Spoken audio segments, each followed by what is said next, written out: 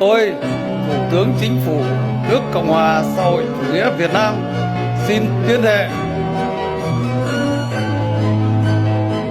tuyệt đối trung thành với Tổ quốc, với nhân dân, với hiến pháp nước Cộng hòa xã hội chủ nghĩa Việt Nam, nỗ lực phấn đấu hoàn thành tốt nhiệm vụ được Đảng, Nhà nước và nhân dân giao phó.